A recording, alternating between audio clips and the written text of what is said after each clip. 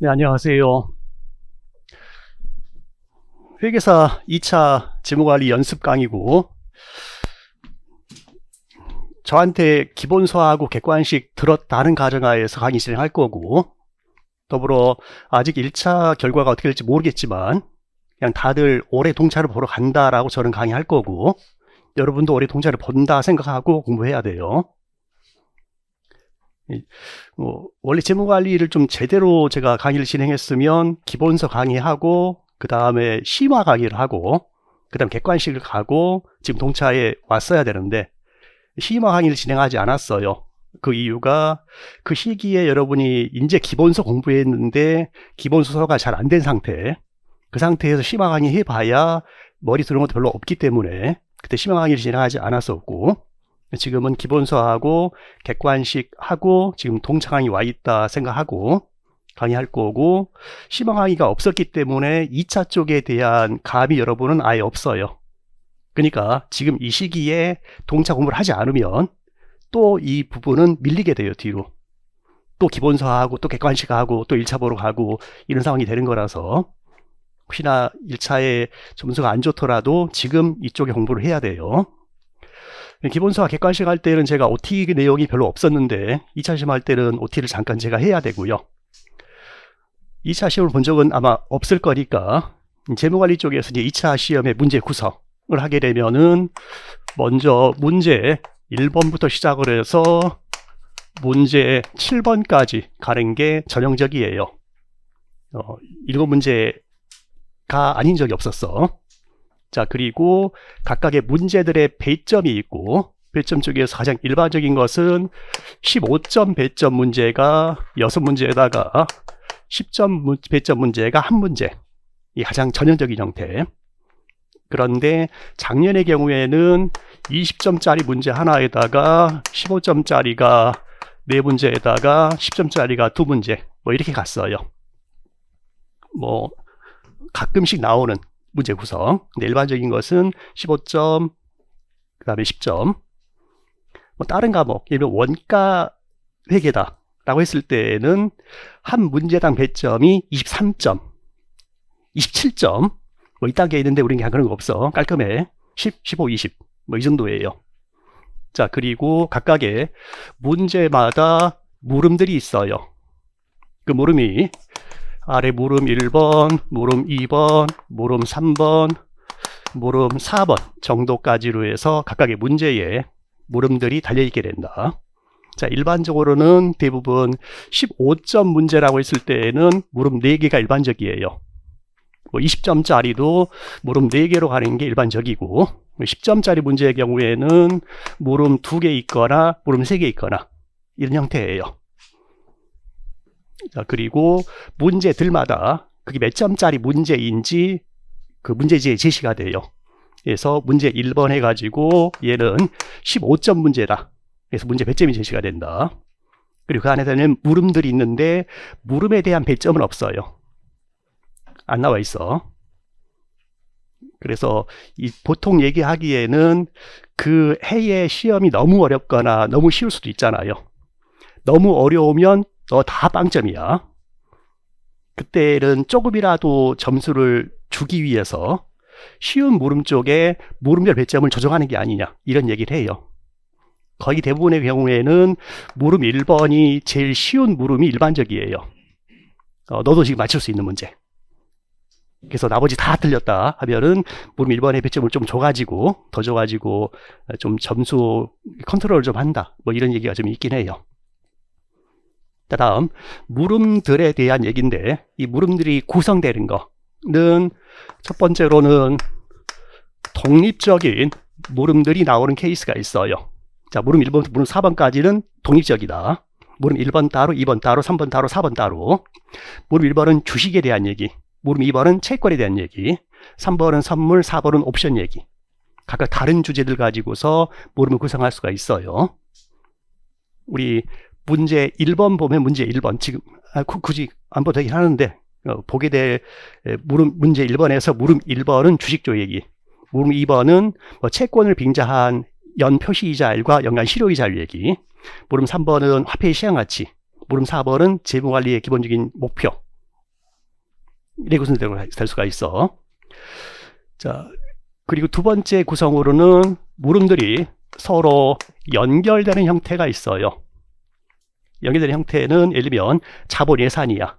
자본 예산 쪽에서 뭐 그냥 여러분 얘기를 하게 되면 기본 NPV 구하시오.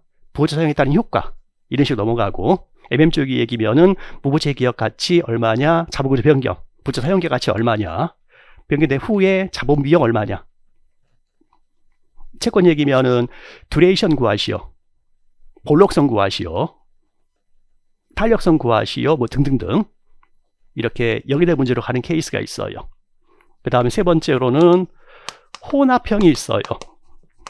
혼합형의 경우에는 예를 들면 기본 NPV 구하시오, 부호차 사용한다, 부호차 사용에 따른 효과를 구하시오. 가다가 갑자기 4번 가서는 실물 옵션 쪽으로 넘어가는 케이스가 있어. 그렇게 1번, 2번, 3번까지 연결되다가 4번에 갑자기 튼다. 자, 그렇게 세 가지 형태가 있는데, 뭐, 그거는 독립적인 문제가 그나마 제일 좀 쉬워요. 연결형 문제는 물음 1번이 제일 쉽다가 점수 주는 문제. 자, 그런 다음에 더 어려워지고, 그리고 좀 일반적인 형태에서는 물음 4번 가서는 이상의 결과를 바탕으로 뭐뭐에 대해서 간략히 서술하시오.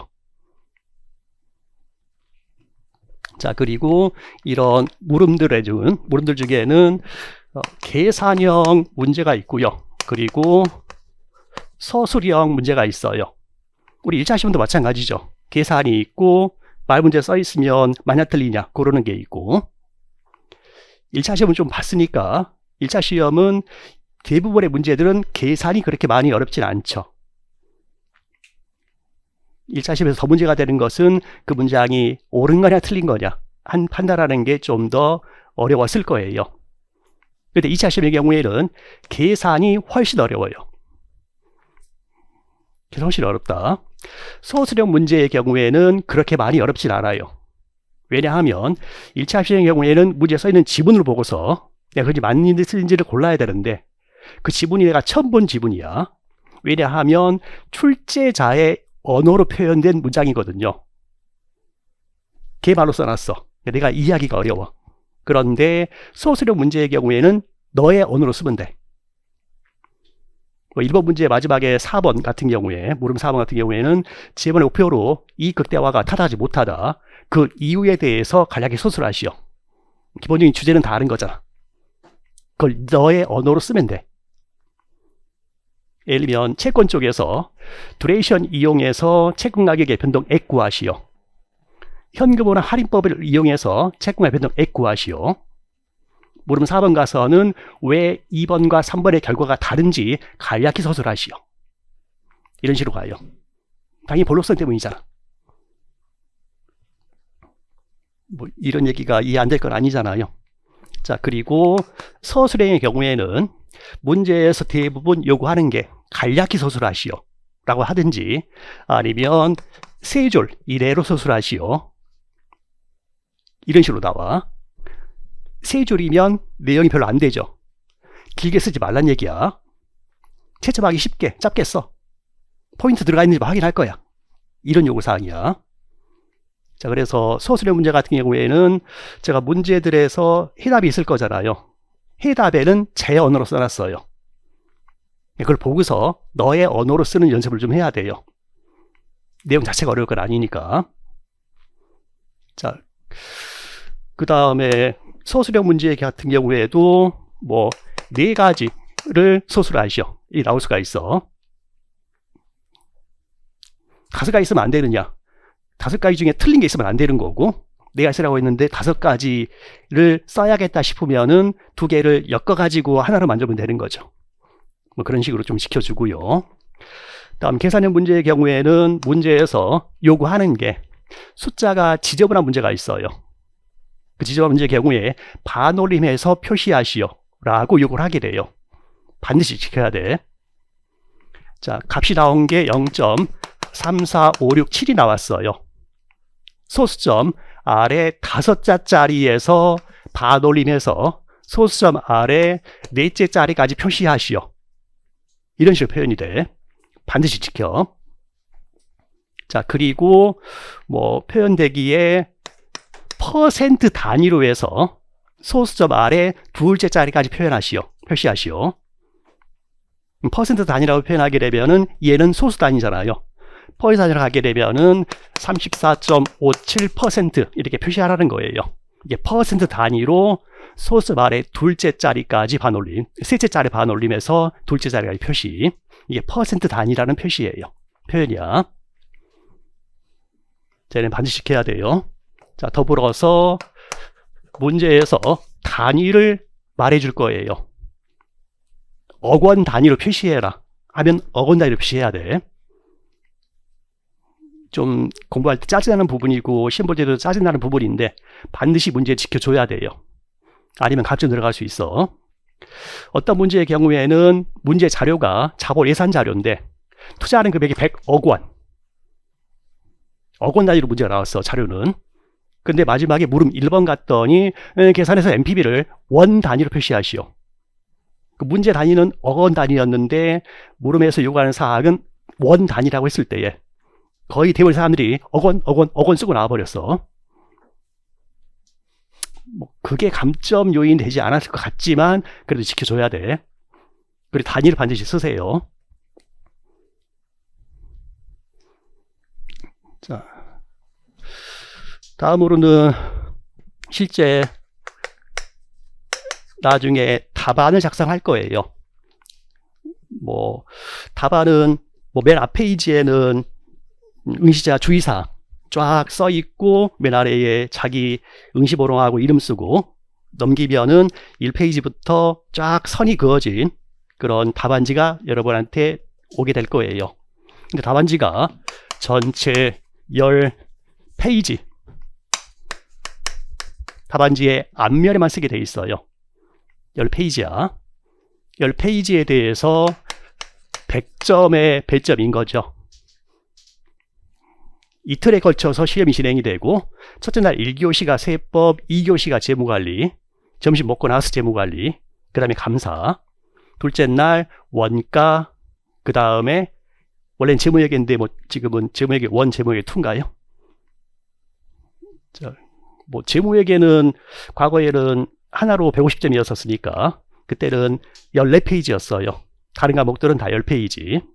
10페이지에 100점이기 때문에 답안지 한 페이지당 10점을 배정해야 되는 거죠. 자, 그리고 그 응시자 주의사항에 써있기에 이 답안 작성할 때에 문제의 순서대로 작성하시오 라고 돼 있어. 그러니까 문제 1번에 대한 답안, 2번 답안, 3번 답안 이렇게 가야 된다고. 그런데 문제 1번을 딱 봤는데 문제 1번이 잘 모르겠어. 문제 2번 넘어가야 되잖아. 그러면 한 페이지 반을 비우고 일단은 시작해야 되는 거죠.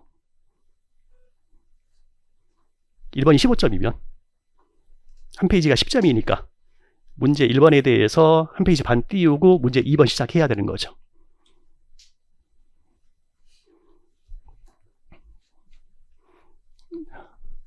이 문제들인데 이 문제들에 대해서 처음에 문제를 읽게 되면은 먼저 어떤 주제에 대한 문제라가 파악이 돼야 되죠. 그래서 문제의 주제를 파악하는 게 우선이에요. 이때 이러한 문제의 유형 쪽에서는 크게는 나누면 두 가지예요. 전형적인 문제가 있어요. 전형적 문제라는 것은 공부하면서 늘상 봐왔던 문제의 형태. 그래서 이거는 아주 익숙한 주제에 대한 문제예요. 자, 이게 한 절반 정도 된다 생각해도 돼요. 자, 이쪽은 반드시 다 풀 수 있어야 돼. 지금 상태면 자료 주고서 이 채권의 가격 구하시오. 채권의 듀레이션 구하시오. 듀레이션 이용해서 채권 가격 변동액 구하시오. 그거 말고 현금으로 할인해서 채권 가격 변동액 구하시오. 이런 게 전형적인 문제라고 지금도 느끼죠. MM 자본구조 이론에서 무부채 기업 기업가치 구하시오. 자본을 변경했다. 보전 기업가치 구하시오. 보전 사용액 구하시오. 자본 비용들 구하시오. 전형적이잖아. 진짜로 그런 문제도 2차에 나오기도 해. 그런 문제는 다 맞춰야 돼. 이쪽은 문제가 없는데 나머지 50%가 문제예요. 나머지 50%는 아주 낯선 주제야. 네가 처음 보는 문제야. 과거에 있었던 문제로 하게 되면은 A와 B 간에 총수익 수합을 체결했다. 총수익 수합에서 A는 B에게 어떻게 주고 B는 어떻게 A에게 주고 들어본 적 없잖아. 그런 문제 그냥 나온다고. 기존의 기출에도 없던 문제야. 얘는 출제자가 진짜로 자기가 그냥 혼자 만든 문제야. 이거 본 적이 없어. 맨 마지막 물은 4번 가서는 총수익 수합과 신용부조 수합의 차이점에 대해 논하시오. 서술하시오. 뭐 이딴 문제가 나와. 일반적으로는 지금 상태에서는 전혀 손을 댈 수가 없는 문제야. 그런데 그 문제 중에 물음 1번은 그나마 할 수 있어. 여러 문제일수록 물음 1번은 좀 쉽게 간다니까. 그 물음 1번은 반드시 맞춰야 돼. 그 정도까지 할 수 있어. 그러면 얘네들은 전형적인 문제들은 공부하면서 아주 풀이에 대해서 익숙해져 가지고 바로바로 답이 나올 수 있어야 돼. 그 부분은 그냥 빨리 끝내는 거야. 모르는 1번 문제 붙잡고 있지 말고. 혹시나 들었는지 모르겠지만 작년 2차 시험 보러 갔던 수강생 중에 제 머리에 하는 애가 있었어. 문제 2번에서 1시간을 썼어. 3, 4, 5, 6, 7 아직 남아있는데 갑자기 시험장에서 도전의식이 생겨. 야, 이 문제 내가 할 수 있을 것 같은데 풀어봐야지. 이 뭐지? 풀어봐야지. 하다가 1시간 보내고 나면 그 다음부터는 시간 다 갔네. 그래, 문제 2번이나 끝내자. 시험 포기하게 돼. 그러니까 먼저 아는 문제부터 풀라고. 문제가 7개밖에 안 돼. 주제 파악 쉬워. 그러니까 아는 건지 모르는 건지 먼저 생각을 하라고. 아는 문제부터 풀러 들어간다. 늘상 하는 얘기인데 시험장에서 네가 그게 잘 안 된다고. 자꾸 이쪽을 네가 신경 쓰게 돼. 이쪽을 이미 많이 연습을 했으니까. 자, 그리고 이쪽을 빨리 끝낸 다음에 그러면 시간이 좀 널널해. 근데 이쪽 때문에 시험 시간 내에 못 끝내는 거죠. 그런 시간이 부족하다고 생각을 좀 하게 되는 거고, 남은 시간에는 이제 이쪽에 대해서 시험장에서 고민을 많이 해야 돼요. 고민할 때는 그냥 눈으로 보고 고민하는 게 아니고 뭐하라도 좀 쓰면서 고민을 해야 돼. 자, 그런데 이쪽의 문제에서 최대한 고민을 쓰려고 하는데 진짜 모르겠으면 서술형 문제의 경우에도 어떤 문제든 다 백지로 두면 안 돼. 최대한 답안지에는 뭔가를 써야 돼요. 계산형 문제인데 잘 모르겠어. 그러면 식이라도 써야 돼. 예를 들면 뭔가 CFM 얘기야. CFM 얘기면 하다 안 되면은 SML 식이라도 쓰고 나와야 되는 거죠. 이 식이라도 쓰라고 그냥. 하여간 아는 거 그냥 계속 그려. 다. 진짜 모르겠으면 어쨌건 답안지를 채워.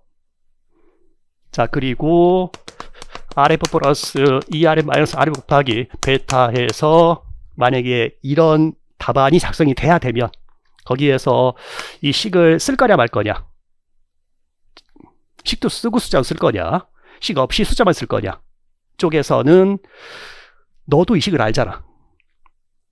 나도 알겠지. 출제자도 알겠지. 채점자도 알겠지. 너무 일반적인 식이면 굳이 답안에 쓰지 않아도 돼요. 쓴다고 뭐라 하진 않는다. 근데 굳이 답안에 쓰진 않아도 돼. 자, 그거 생각하고 정 안 되면은 관련된 식이라고 쓰고 나온다. 참고적 이론이면 MM식이라고 쓰든지. 자, 그리고 서술형 문제의 경우에 진짜 모르겠다. 뭘 써야 되는데 진짜 모르겠다 하면은 그냥 문제라도 베껴. 자, 나왔던 얘기들 중에 수험생이 좀 당황했던 부분이 총수익 수합과 신용 부도 수합의 차이점에 대해서 각각에 대해 설명하고 둘의 차이점에 대해 서술하시오. 하는 문제가 있었어. 뭐라고 쓸 거야? 너 지금 이게 뭔지 모르잖아. 시험장에 수험생들 뭔지 몰랐어. 그럼 어떻게 쓸 거야? 수압이래잖아. 총수익 수압, 신용부도 수압이래. 그럼 기본적인 생각을 알고 있지. 수압은 교환하는 거다. 교환하는데 총수익 수압은 총수익을 교환하는 계약이다. 이 문제를 그냥 베끼는 거야 지금. 신용부도 수압은 신용부도를 교환하는 계약이다. 이렇게 해서 쓰라고. 문제를 그대로 베낀다는 얘기를 아시겠어요? 문제에 써있는 문장이라도 그대로 끌고 와서라도 단어라도 쓰고 막 가라고. 어쨌든 답안지 좀 채워야 돼. 백지로 가게 되면 무조건 0점이야.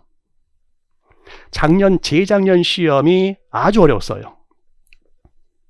아주 어려웠어. 문제 1번부터 난리가 났어. 문제 1번. 문제 오류야. 내가 봤을 때. 나중에 풀어볼 거야. 문제 1번 문제 오류야. 문제 오류라서 네가 풀 수가 없는 문제야. 근데 문제 1번에 있다 보니까 사람들이 난리가 나버린 거지. 그러면 답안지가 어떻게 돼? B잖아. B면 빵점이야. 그 해의 문제가 아주 어려웠는데 나중에 결과를 까고 났더니 점수가 매우 높아. 왜? 엄격하게 시험 들어가 버리면 다 빵점이거든 지금. 그럼 학교에서 어떻게 맞출 거야? 그러니까 배점을 좀 주는 거라고. 그때 뭐라도 쓰면 그러면 점수가 가기 시작하는 거야. 그래서 총수익 수합은 총수익을 교환하기로 하는 계약이고, 신용부도 수합은 신용부도를 교환해? 좀 더 고민하면은 신용부도 위험을 교환하기로 하는 계약이다. 이게 한마디 섞는 거지 그냥. 좀 더 가게 되면은 총수익 수합은 모든 현금 흐름을 교환하기로 하는 계약인데, 신용부도 수합은 신용 위험만을 교환하는 계약이다. 뭐 이런 식으로 말이 좀 더 붙여질 수 있는 거죠. 뭔지는 나중에 보기로 하고, 어쨌건 답안지는 채워야 된다.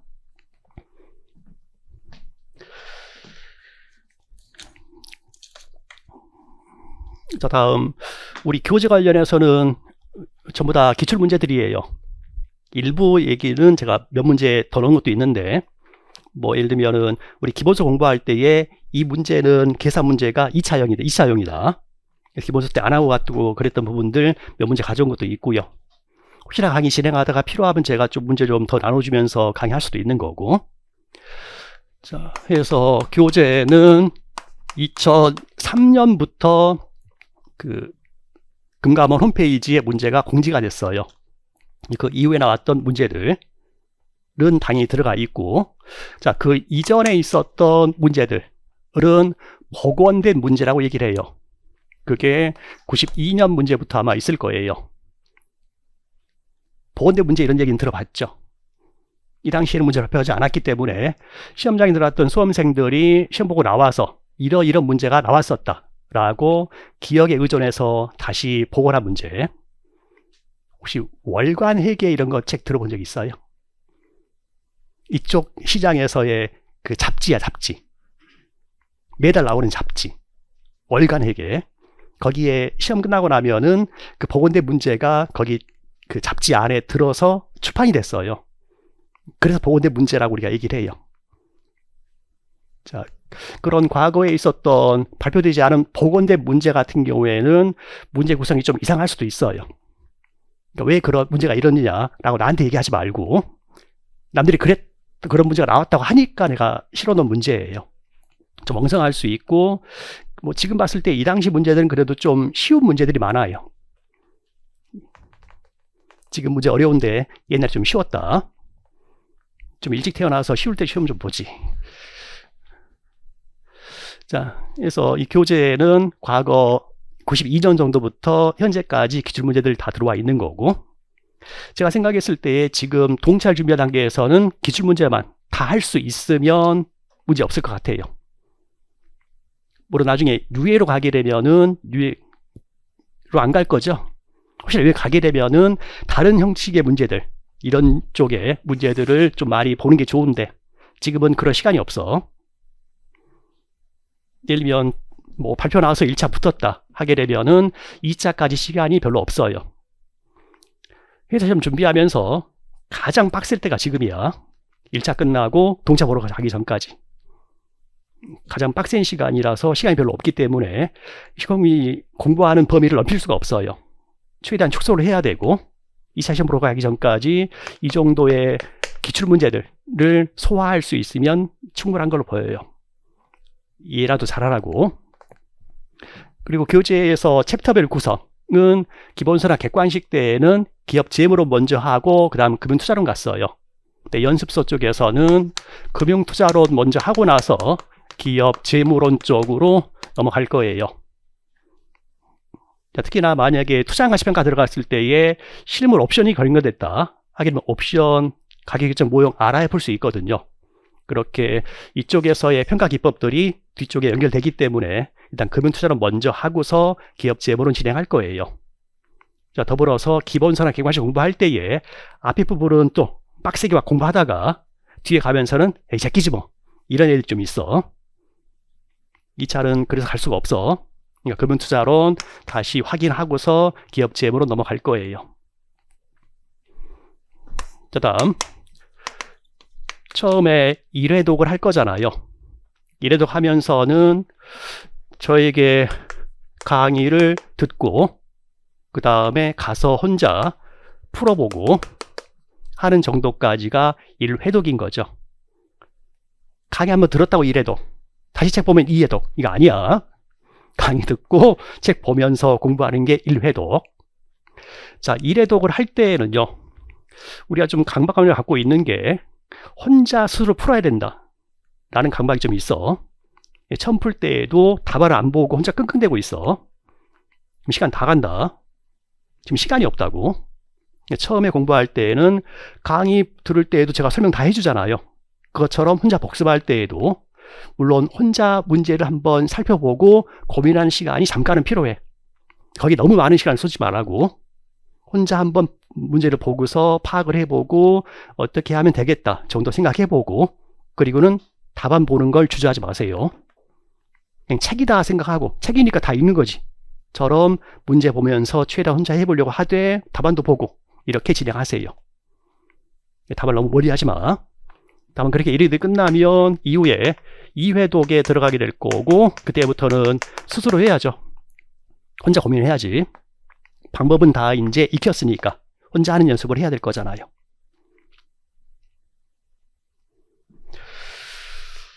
자, 그 정도까지가 OT 정도 얘기고요. 이제 강의 들어갑시다. 먼저 금융투자론 쪽 얘기 진행될 거고, 맨 앞에서는 주식에 대한 얘기 있을 거고, 그 다음에 채권 얘기 나올 거고, 선물 얘기 나올 거고, 옵션 얘기와 그 다음에 기타 쪽의 얘기 나오게 될 거예요. 뭐 교재 구성상으로도 주식을 좀 앞에 놓은 게, 주식 쪽이 그래도 그냥 단순한 단일 주제로 주식이면 문제가 좀 많이 쉬워요. 그래서 난이도가 좀 많이 낮아요. 우리 첫 시간부터 어려운 거 너무 시작하게 되면 짜증날 거잖아요. 첫날은 좀 꼬셔야지. 그러니까 좀 쉽게 가는 게 일단 주식 쪽의 얘기예요. 이쪽에서는 뭐 기본서나 1차 공부할 때에 했었던 그런 문제 형태가 일반적으로 나오는 거고, 다만 저 뒤에 갔을 때 제가 새로운 얘기를 하나 섞을 거예요. 근데 기본서나 객관식 공부를 이미 했다고 생각하니까 주식 얘기하다가 갑자기 MM 나와도 괜찮죠. 그 정도는 괜찮지 않을까 싶은데.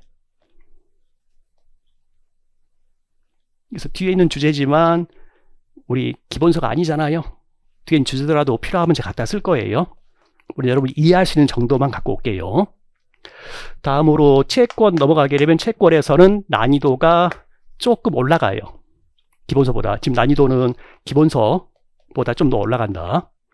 그래서 기본서 때 하지 않았던 주제가 좀 나올 수 있어요. 근데 제가 교재 구성할 때에 이론 설명을 자세히 써놓진 않았어요. 그 이유 중에 하나가 2차 때는 이론적으로 배울 부분은 그렇게 많지 않아요. 기본서 내용에다가 살짝만 얹어주면 돼 더. 그 정도야. 그러니까 이론 내용을 자세히 쓰진 않았어. 근데 걔는 공부하다 보면은 당연히 익숙해질 부분이에요. 우리 기본서 공부할 때에는 볼록성 계산을 해본 적은 없잖아요. 근데 이쪽에서는 볼록성 계산까지 가야 돼. 그런 정도. 조금씩 추가가 된다. 듀레이션 계산했으면은 거기에 식을 살짝 바꾸면은 볼록성 되는 거거든요. 그건 금방 익숙해져. 자, 그리고 선물 쪽에 갔을 때는 뭐 주로 나오는 주제 중에는 우리 선물 쪽에 가장 중요한 식이 현물선물 등가식이잖아요. 걔는 완전 자본시장 가정했을 때의 근형 선물가격 계산이에요. 근데 2차 들어왔을 때에는 주로 나오는 주제가 시장의 불안전 요인들을 고려했을 때의 근형 선물가격의 범위에 대한 얘기가 나와요. 뭐 수수료가 있고 차입이자율과 대출이 다르면 선물가격이 어디부터 어디 사이에 있어야만 차익을 발생하지 않는 균형이 된다. 뭐 이런 얘기 주로 가게 돼. 그리고 해지와 관련해서 선물 이완 해지 쪽에서 뭐 과거에는 해지 문제가 그냥 한 문제 정도 나왔는데 최근에 이쪽 채권 쪽에서 해지가 한번 나오면서 조금 더 중요성이 높아진 것 같아요. 그래서 1차 공부할 때에는 해지 쪽에는 기본서 때 강의를 좀 듣긴 했지만 대부분 1차 갈 때에는 시간화 외워서 가는 정도 뭐 이 정도를 가지 않았었나 싶은데 해지 쪽 얘기를 제가 좀 더 해야 될 것 같아요. 자, 그리고 근데 뭐 난이도는 그렇게 많이 높아지진 않아요. 문제는 옵션에 가게 되면 옵션 쪽에서는 난이도가 급상승을 해. 그래서 옵션 쪽에서 좀 고민을 좀 많이 해야 돼요.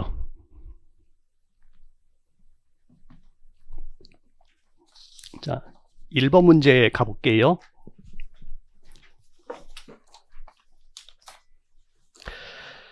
자, 1번 문제고 뭐 주식 쪽의 얘기여서 기본적인 것은 배당평가 모형.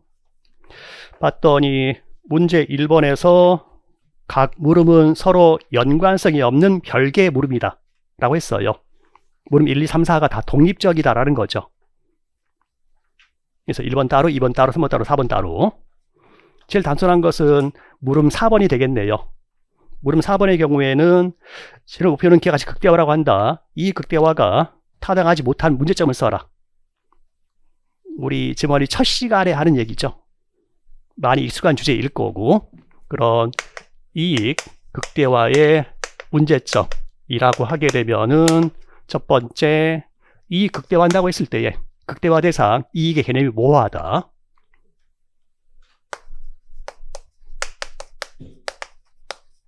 다음 두 번째로는 이런 이익이 회계적 이익이면 회계적 이익은 회계 처리를 통해서 나오게 되는데 그러한 회계 처리 방법의 선택이 되는 상황이 있다. 그래서 대체적인 회계 처리 선택이 되는 상황이 있다. 그래서 어떠한 방법을 선택했느냐에 따라서 회계적 이익은 달라져 버린다. 다음 세 번째로 화폐의 시간 가치를 고려하지 못하고 있다. 네 번째, 미래의 불확실성을 고려하지 못하고 있다. 다섯 번째, 회계적 이익에서는 타인 자본 사용의 대가인 이자 비용은 차감되지만 자기 자본 사용에 대한 기회 비용은 고려되지 못하고 있다. 그래서 자기 자본 비용이 고려되지 못하고 있다. 지금 이걸 쓸 게 아니잖아. 수없이 들어왔고 이 머리에도 들어있는 거잖아. 난 지금 강의하니까 써놨지. 너는 그냥 확인하고 지나가면 되는 거지. 다만 이거를 한 번은 네가 써봐야 돼. 한 번은 써봐야 돼.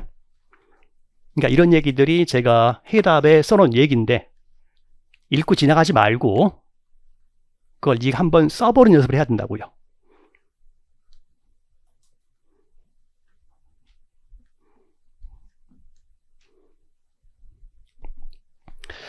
자, 다음 물음 1번으로 갈까요?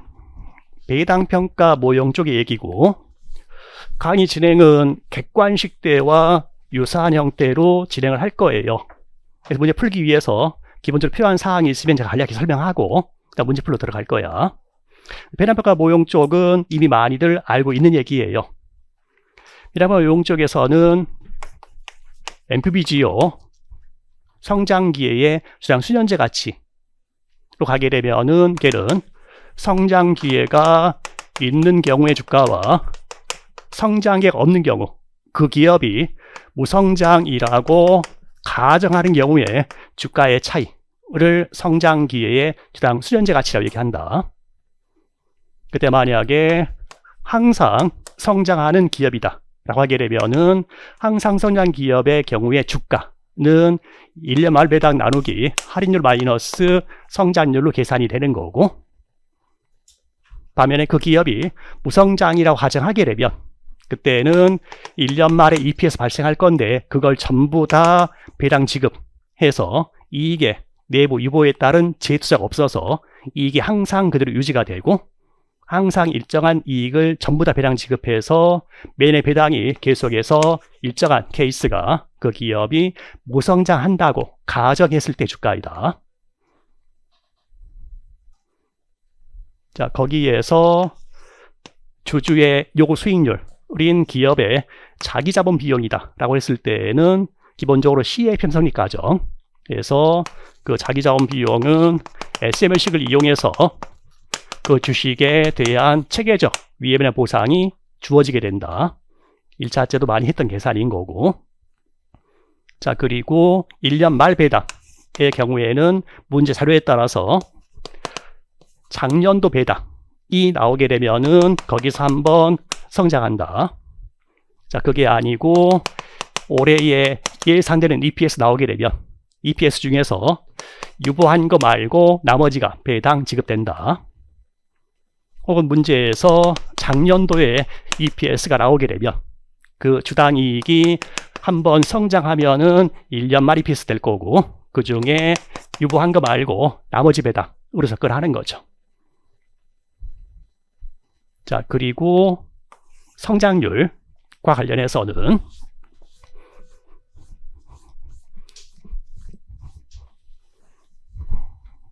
그 성장률은 유볼 곱하기 유보이익의 재투자 수익률로 해서 계산이 되는 거죠. 유볼 곱하기 유보이익의 재투자 수익률.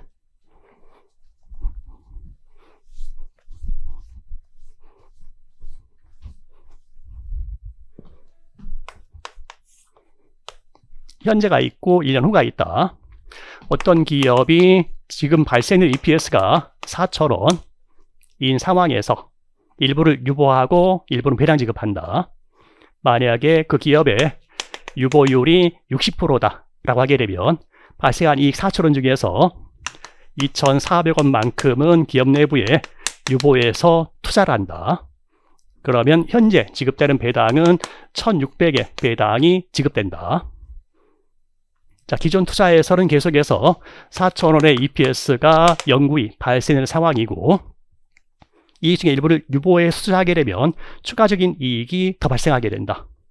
추가적인 이익이 더 발생하게 되는데 그때에 2,400을 투자하게 되면 매년 600씩의 추가적인 이익이 영구히 발생한다 하게 되면은 1년 후에 EPS는 4,600이 된다. 자, 거기에서 이러한 이익의 성장률을 먼저 보게 되면 그의 성장률은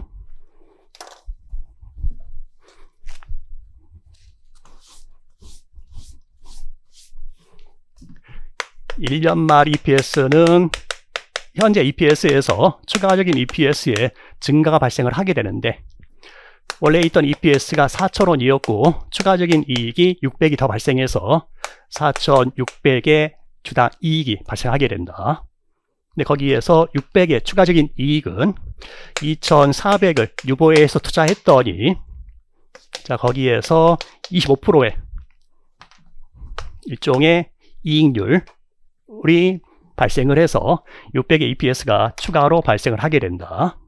근데 거기에 있는 2,400 투자한 금액은 EPS 제로 4,000원 곱하기 60% 유보해서 투자해서 2,400이 투자가 됐고, 거기에 25%의 재수사 수익률로 해서 추가적인 이익이 600이 더 발생했다.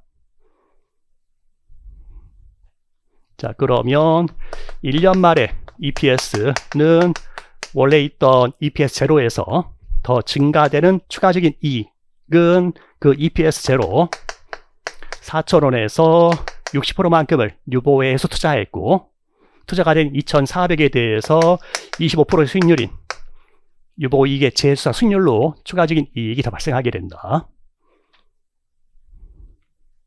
자, 얘는 EPS 제로로 묶었더니 1 플러스 유볼 곱하기 유보이익의 재수사 수익률이 되어서 결국은 이 부분만큼이 그 이익의 성장률이다라는 거죠.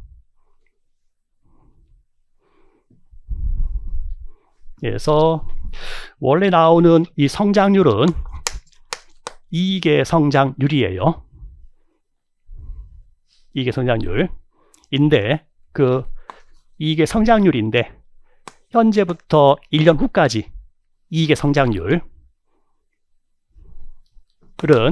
유보율 곱하기 유보이익의 재수사 수익률인데 언제의 유보율? 0시점이야 1시점이야? 0시점에 이 시점에서의 유보율이 60%. 그래서 기초 또는 전기 말의 유보율 곱하기 유보이익의 재수사 수익률인데 어느 기간의 재수사 수익률? 이 기간 동안의 재수사 수익률이니까 0부터 1년 말까지의 재수사 수익률로 이익의 성장률이 결정이 된다.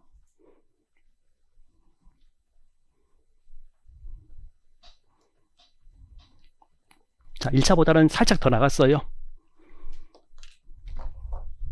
그래서 이때의 유보율 그리고 이 기간 동안의 재수사 수익률로 해서 이익의 성장률이 결정이 된다.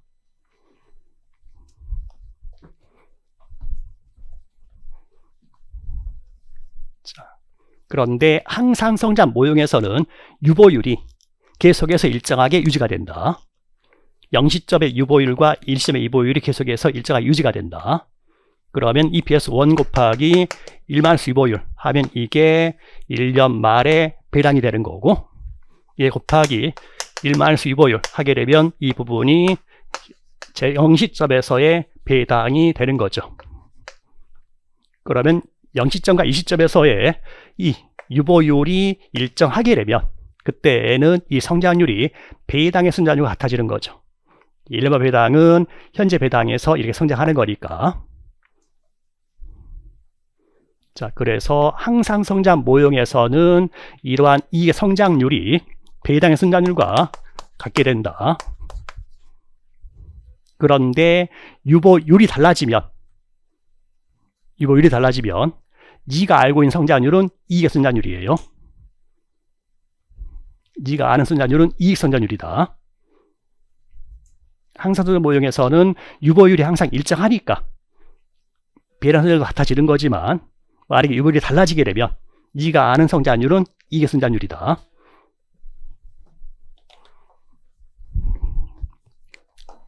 자, 하나 더. 여기 있는 유보이익의 재수사 수익률로 주로 나오게 되는 게 자기자본 이익률이죠. 자기자본 이익률은 뭐 전체로 하게 되면은 순이익 나누기 자기 자본으로 가는 게 자기자본 이익률이잖아요. 자기자본 대비 순이익의 비율.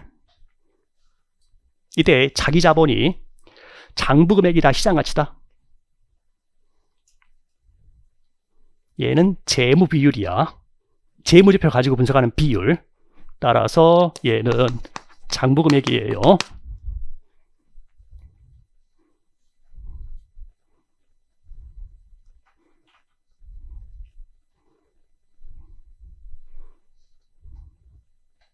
자, 만약에 순이익 나누기 자기자본의 시장가치다 하면 주로 우리가 봤던 게 MM 쪽에서 무성장 연구 과정 했을 때의 자기자본 비용이죠.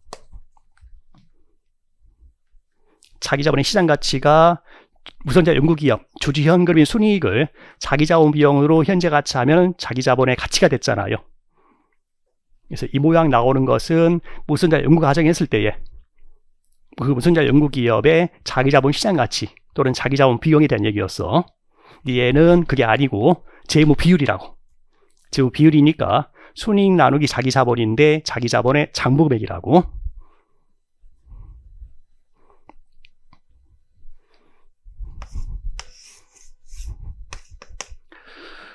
자, 그런데 일반적인 재무 비율이다라고 하게 되면 여기 순이익은 1년간의 순이익, 플로우 개념, 자기 자본 장부에 써 있는 금액은 스탑 개념, 일정 시점. 따라서 일반적인 재무 비율이었을 때에는 계산 가능하다면 여기에는 평균, 연간 평균 자기 자본이 와야 되는 거죠. 쓰지 마. 그런데 이쪽 얘기에서는 기초야. 이쪽 얘기에서는 기초야. 자, 그게 기초에 이만큼이 투자가 됐잖아. 그거 대비해서 25%의 수익률이 나오게 된다라는 거잖아요. 그래서 배당평가 모형에서는 이 유보이익 재수사 수익률인 자기자본 이익률이 기초 자기자본 자금액 대비 순이익의 비율로 제시가 되는 거예요.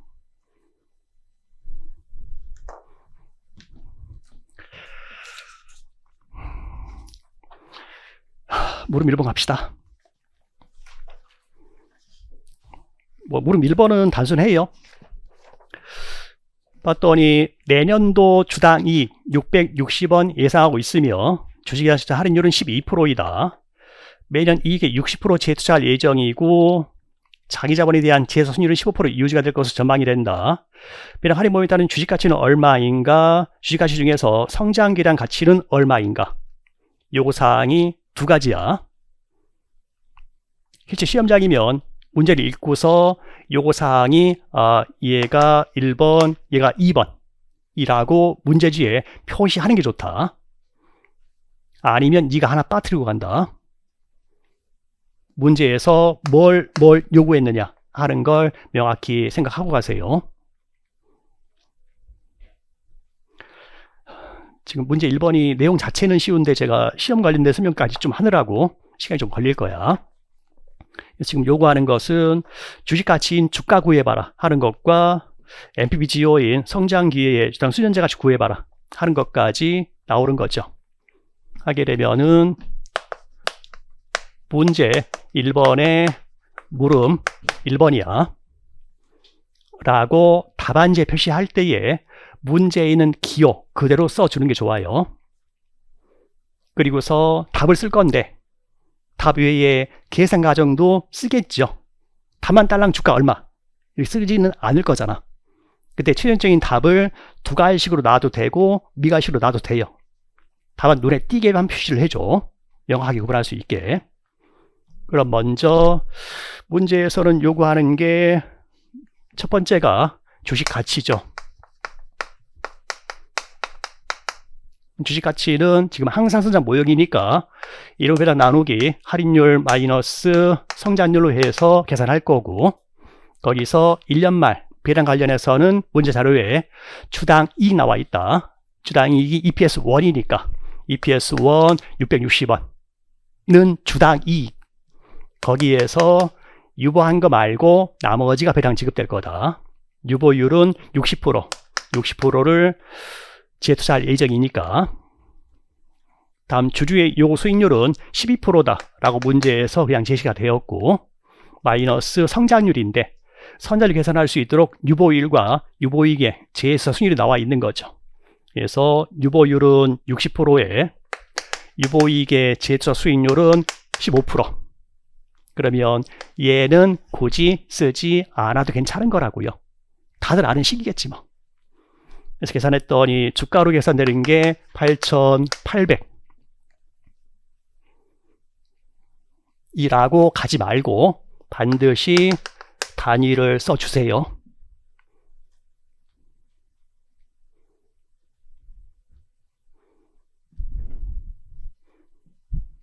자, 이러고서 물음 2번 넘어가면 안 되는 거고, 아까 시간 체크해놨잖아, 아까. 자, 성장 기회에 대한 가치, NPV 지효 구해라. 그래서 좀 정확히 간다면은 문제에 나와 있던 용어 그대로 써주는 게 좋아요. 그래서 그냥 주가 해도 괜찮긴 하겠지. 성장기 수연제가 있어도 괜찮겠지. 근데 얘네들은 괜찮은데 나중에 뒤쪽에 갔을 때에 좀 복잡한 문제가 되면 대략 문제에 써있는 용어 그대로 써주는 게 좋다. 그래서 LPGO 구하는데 성장기회가 있으니까 주가는 8,800원. 그리고 무성장이라고 가정하는 경우에 주가와의 차이를 구해야 되는 거죠. 무성장이면은 1년 후에 발생하는 EPS 660을 전부 배당 지급할 거다. 이후에 무성장 연구비 가는 거니까 나누기 주주의 요구 수익률 했더니 얘가 5,500 따라서 빼니까 3,300원이다 라고 써주면 되겠죠.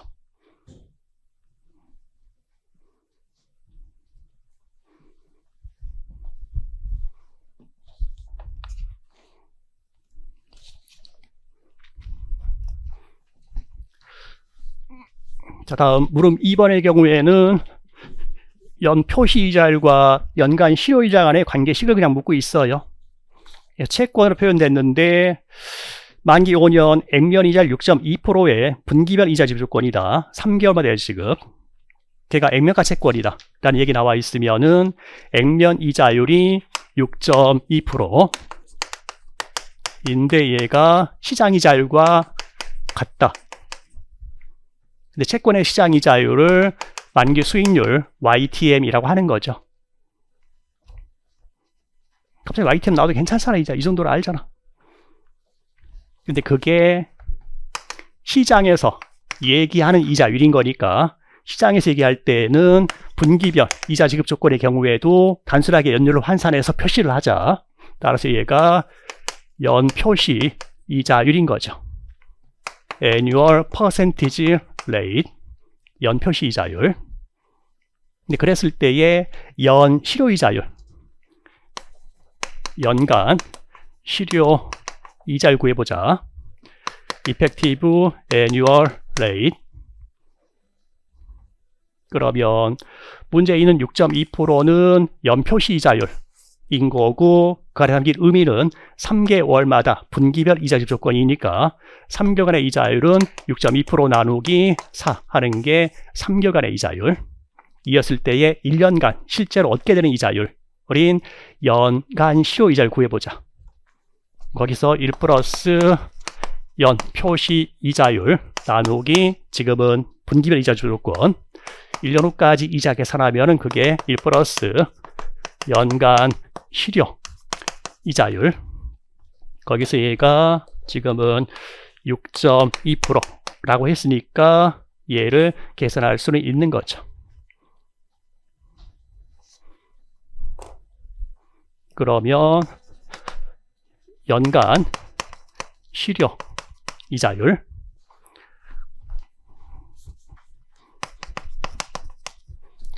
인데 연간이라는 표현을 문제에서 안 썼네. 실효 이자율 으로 답안 작성하면 되는 거죠. 여기까지는 설명이었고 답안 작성 할 때 또 물음 2번에서 연간 실효이자율은 1 플러스 6.2% 나누기 4 4제곱 마이너스 1로 보여주면 되는 거죠. 구구절절히 위에가 다 쓰지 말고 이 정도 써주면 되는 거잖아요. 했더니 그게 계산되는 것은 0.06345 계산이 되네요.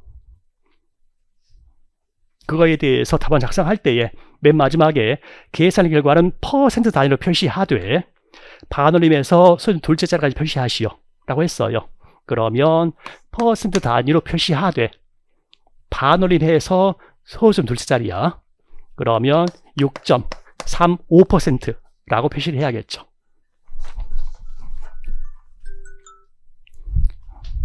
미안해요.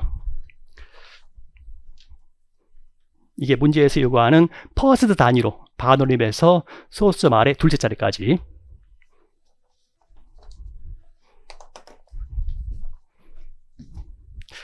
자, 물음 3번 얘기부터는 잠깐 쉬었다 계속 할게요.